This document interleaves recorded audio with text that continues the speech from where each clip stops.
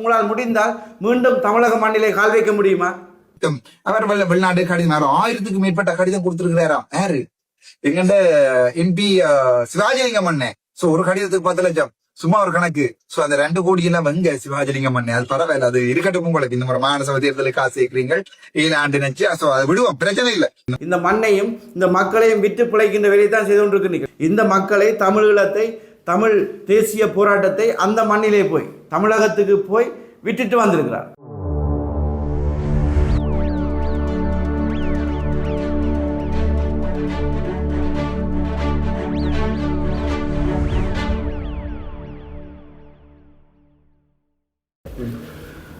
அனைவருக்கும் வணக்கம். அண்மைய நாட்களிலே எங்களுடைய வல்வெட்டித்துறையினுடைய கௌரவ நகரபிதா, முன்னாள் பாராளுமன்ற உறுப்பினர், முன்னாள் மாகாண சபை உறுப்பினர் அண்ணன் சிவாஜிலிங்கம் அவர்களுடைய உடல்நிலை தொடர்பாக அவருடைய மருத்துவ செலவுகளுக்கு நிதி அன்பளிப்புகள் எங்களுடைய தமிழ் மக்களிடமிருந்து வருவது தொடர்பாக பல்வேறு கருத்துக்கள் முன்வைக்கப்படுகின்றது. உண்மையிலேயே எங்களுடைய சிவாஜி அண்ணனை பற்றி நாங்கள் சொல்லி யாரும் தெரிந்து கொள்ள தேவையில்லை. அவருடைய அண்மைய கோரிக்கைக்கு பிறகு தமிழ் மக்கள் அவர் மீது எவ்வாறான ஒரு அன்பை வைத்திருக்கின்றார்கள் என்றதை அவரே உணர்ந்திருப்பார். குறிப்பாக எனக்கு வயதறிந்த காலத்திலிருந்து நான் நினைக்கின்றேன், 2001ஆம் ஆண்டு பாராளுமன்ற தேர்தல் பிரச்சாரத்தின் பொழுது நாரந்தனையிலே EPDPயினுடைய வாழ்வெட்டு தாக்குதலுக்குள்ளாகி படுகாயமடைந்தவர்களில் முன்னாள் பாராளுமன்ற உறுப்பினரும் தற்போதைய வல்வெட்டித்துறை நகரசபை தலைவருமான அண்ணன் சிவாஜிலிங்கம் ஒருவர். ஆகவே அந்த நாட்களில் இருந்து அவரை நாங்கள் நன்றாக அறிந்திருக்கின்றோம். 2011ஆம் ஆண்டுகளில் இருந்து அவரோடு அரசியலிலே இணைந்து பயணித்து கொண்டிருக்கின்றோம். பல்வேறு போராட்டங்களாக இருக்கலாம், பல்வேறு நினைவேந்தலாக இருக்கலாம். அவரோடு கூட நின்றவன் என்ற முறையிலே அவரை விமர்சிப்பதற்கு இந்த மண்ணிலே யாருக்கும் அருகதை இல்லை.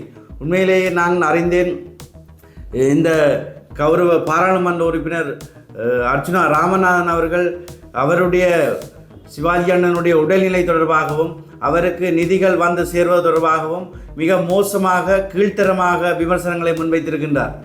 நான் ஒன்றை சொல்லிக்கொள்ள வருகின்றேன், சிவாஜிலிங்கம் அவர்களை பற்றி அவரை விமர்சிப்பதற்கு இவருக்கு எந்த அருகதையும் இல்லை.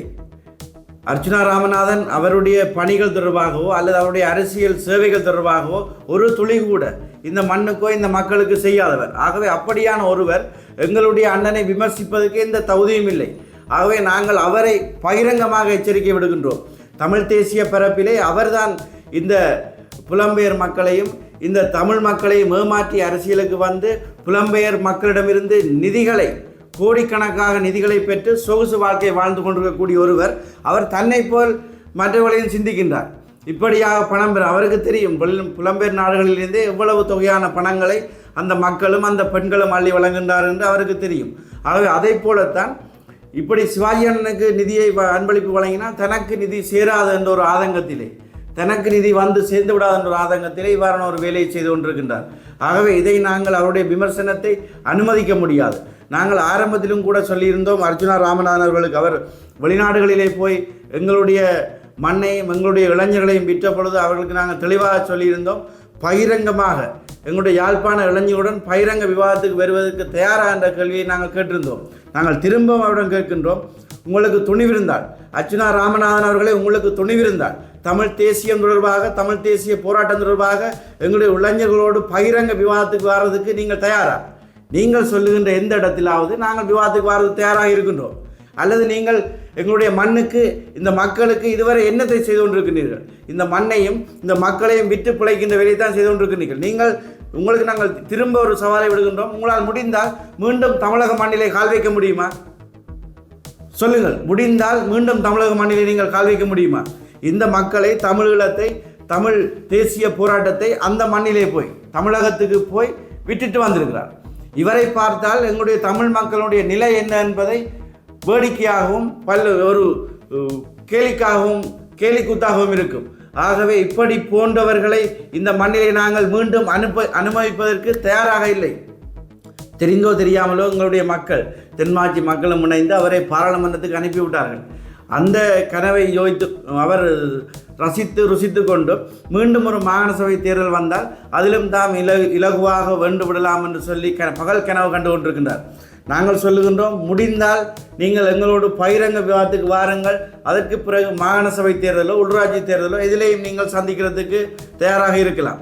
ஆகவே இப்படியான ஒரு பாராளுமன்ற உறுப்பினர், எங்களுடைய உண்மையாக ஒரு பாராளுமன்ற உறுப்பினர்கள் எங்களுடைய தமிழ் தேசிய பரப்பிலே தந்தை செல்வா, அமிர்தலிங்கம் போன்ற ஒரு பாரம்பரியத்திலிருந்து வந்த படித்த சமூகமாக இருந்த பாராளுமன்ற உறுப்பினர்கள் வரிசையிலே இன்றைக்கு எங்களுடைய மண்ணையும் மக்களையும் கேவலப்படுத்துகின்ற ஒருவர் இந்த பாராளுமன்றத்தில் இருப்பது எங்களுக்கு வெட்கக்கேடாக இருக்கின்றது. இவர் பாராளுமன்றத்திலே பேசுகின்ற பொழுது நாங்கள் வெட்கி தலைகுனிய வேண்டியவர்களாக இருக்கின்றோம். ஆகவே நாங்கள் இந்த விமர்சனத்தை ஏன் முன்வைக்கின்றோம் என்று சொன்னால், அறிந்தோ தெரியாமலோ நாங்கள் அர்ச்சுனா ராமநாதன் என்ற ஒரு மனிதர் இந்த மண்ணுக்கும் மக்களுக்கும் அடையாளப்படுத்துவதற்கு நாங்கள் காரணமாக இருந்திருக்கின்றோம். ஆகவே நாங்களும் பகிரங்கமாக இப்படியான ஒரு கேவலமான மனிதரை, ஒரு கேவலமான வைத்தியர் என்ற பெயரில் இருக்கக்கூடிய ஒரு விஷ கிருமியை நாங்கள் இந்த மண்ணுக்கு மக்களுக்கு அடையாளப்படுத்தியதற்காக நாங்கள் பகிரங்கமாக எங்களுடைய மக்களிடம் மன்னிப்பு கேட்கின்றோம். நாங்கள் எங்களுடைய போராட்டம் எந்த நேரத்திலும் எங்களுடைய மக்களுக்கு சரியான போராட்டங்களிலே நாங்கள் பங்களித்தோம். அதே போலத்தான் இப்படி வைத்தியசாலை போராட்டம் வருகின்ற பொழுதும் நாங்கள் இவருக்கு பங்களித்தோம். ஆனால் அதை திசை மாற்றி மடை மாற்றி தனக்கு லாபம் பெறக்கூடிய வகையில் அவர் செய்து கொண்டிருக்கின்றார். ஆகவே அர்ச்சுனா ராமநாதன், சிவாஜிலிங்கம் போன்றவர்களுடைய தியாகத்தையும் தமிழ் தேசிய உணர்வையும் மலங்கடிக்கும் முகமாக கதைப்பதை உடனடியாக நிறுத்த வேண்டும்.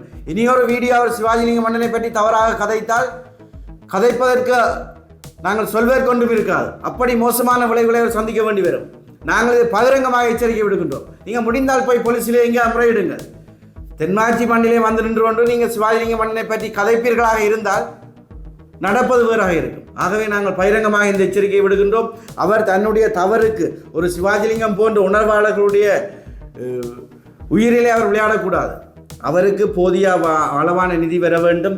அவர் எதிர்பார்த்ததை விட அதிகளவான நிதி அவருக்கு கிடைக்க வேண்டும். எங்களுடைய தமிழ் மக்கள் அவருக்கு இந்த மருத்துவ செலவுக்கு மட்டுமல்ல, அவருடைய இனிய மருத்துவ செலவு முடிந்த அவருடைய பராமரிப்புக்கு அல்லது அவருடைய இனி வாழ்க்கை செலவுக்கு எங்களுடைய மக்கள்லாம் பாதுகாக்க வேண்டும். அவரை ஒரு போராட்டங்களை வளர்த்துவிட்ட மக்கள் அப்படி ஒரு போராட்டத்தோடு அந்த தமிழ் தேசியோடு உணர்வோடு இருப்பவரை, எங்களுடைய தமிழ் தேசிய தலைவருடைய தாயை பாதுகாத்தவரை நாங்கள் பாதுகாக்க வேண்டிய பொறுப்பு எங்களுக்கு இருக்கின்றது. ஆகவே பொதுமக்கள், எங்களுடைய தமிழ் தேசிய பரப்பில் உள்ள அனைவரும் ஒன்றிணைந்து சிவாஜிலிங்க மன்னனுடைய மருத்துவ செலவுக்கு மட்டுமல்லாமல் அவருடைய வாழ்க்கைக்கும் நாங்கள் இறுதி வரை நாங்கள் உறுதுணையாக இருக்க வேண்டும். உண்மையிலே பலருக்கும் ஒரு ஆச்சரியமாக இருக்கும்.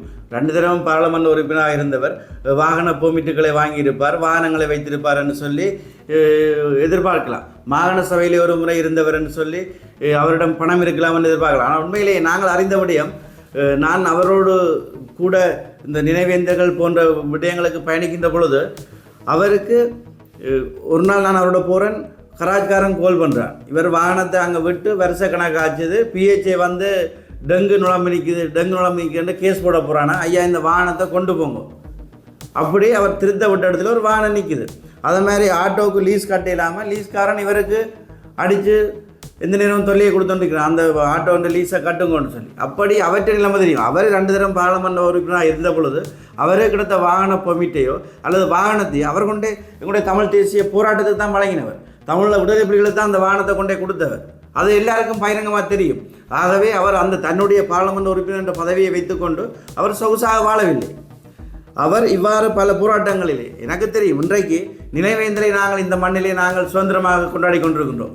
ஆனால் 2013 எனக்கு தெரியும், மாகாண சபை உறுப்பினராக இருந்த பொழுது அவர் கோயில்களிலே நாங்கள் இன்றைக்கு நல்ல ஞாபகம், நல்லூர் கந்தசாமி கோயிலிலே நாங்கள் அதிலே கற்பூரம் கொளுத்தி அஞ்சலி செய்ய போகின்ற பொழுது இராணுவத்தினர் அங்கே மேலாடைகளின்றி அர்ச்சனை தட்டுகளோடு எங்களை சூழ்ந்து நின்றார்கள். அது மட்டுமில்லை, நாங்கள் பெரிய கோயிலே போய் மெழுகுவர்த்திகளை கொளுத்தி அஞ்சலி செய்கின்ற பொழுது இராணுவத்தினர் உள்ளட்டு அதை கால்களால் தட்டி விழுத்தி அசிங்கப்படுத்தினார்கள். அது மட்டுமல்ல, மாகாண சபைக்கு முன்பாகவே அவர் அந்த நினைவேந்தலை அச்சமின்றி அன்றைக்கு அந்த இராணுவம் சூழ்ந்து நிற்குது, போலீஸ் புலனாய்வாளர்கள் சூழ்ந்து நிற்கிறார்கள், எல்லாருடைய கடுபிடிக்கு மத்தியிலையும் தனியே அந்த வாழைக்குத்தியை வச்சு விளக்கேற்றி அஞ்சலி செலுத்தினவர். அப்போ போலீஸ் காலால் தட்டி விழுத்தினது எல்லாரும் அறிஞ்சிருப்பீர்கள். ஆகவே அந்த நேரத்தில் துணிஞ்சு நின்று இந்த வேலையில் செய்தவர். இன்றைக்கு நாங்கள் தேசிய தலைவருடைய பிறந்த நாளுக்கு நாங்கள் பகிரங்கமாக கேக் வெட்டி கொண்டு திரிகிறோம். ஆனால் அந்த நேரமே சிவாஜி அண்ணன் பயப்படாமல் கேக் வெட்டினவர், அவருடைய பிறந்த நாளை கொண்டாடினவர். ஏன் எங்களுடைய தமிழ் தேசிய தலைவருடைய தாயாருடைய மருத்துவத்தையே அவருடைய இறுதி காலத்தை சிவாஜி அண்ணன் தான் பார்த்தார். அவர் மருத்துவத்துக்காக இந்தியா சென்ற பொழுது திருப்பி அனுப்பப்பட்டு வந்த பொழுது அவரை பொறுப்பேற்று வல்வெட்டித்துறையிலே இருந்த வைத்தியசாலையிலே வைத்து அவருடைய இறுதி வரை அவரை பார்த்தது மட்டுமில்லாமல் அன்றைக்கு இருந்த சூழல் உங்களுக்கு தெரியும் பகிரங்கமாக. நாங்கள் இங்கே ஒரு சாதாரணமாக ஒரு போராட்டத்தோடு ஒரு பங்களித்தவர்களுடைய மரணச்சடங்குக்கே செல்ல முடியாது இருந்த பொழுது எங்களுடைய போராட்டத்தினுடைய அடித்தளம் எங்களுடைய தேசிய தலைவருடைய தாயாருடைய இறுதி நிகழ்வை அவர் துணிந்து செய்திருந்தார். அன்றைக்கு அந்த நிலையில் யாரும் பாராளுமன்ற உறுப்பினர்களாக இருந்தவர்களோ யாரும் அன்றைக்கு முன்னுக்கு நிற்கவில்லை. சிவாஜி அண்ணன் தான் துணிந்து அந்த வேலையை செய்திருந்தார். ஆகவே இப்படியான ஒரு மனிதர் இன்றைக்கு அவர் இதை கேட்டிருக்க மாட்டார், மக்களிடம் பகிரங்கமாக அவர் கேட்டிருக்க மாட்டார். அவரோடு இருந்தவர்கள் அவருடைய நண்பர்கள் சிலவளை சொல்லியிருப்பார், அண்ணன் கேளுங்க, உங்களுக்கு கேட்டால் தான் தெரியும். இப்போ கேட்டபடியே தான் தெரியுது அவருக்கு இவ்வளோ மக்கள் அவர் மீது அன்பு கொண்டு அள்ளி கொடுக்கின்றார்கள் என்று அவருக்கு தெரிகின்றது. ஆகவே அவருடைய உடல் நலம் தொடர்பாகவோ அவருக்கு வருகின்ற நிதிகள் தொடர்பாகவோ அர்ச்சுனா ராமநாதன் அல்ல வேறு ஒருவரும் கதைக்க முடியாது என்பதை இந்த வேளையில் சொல்லிக் கொள்கின்றோம்.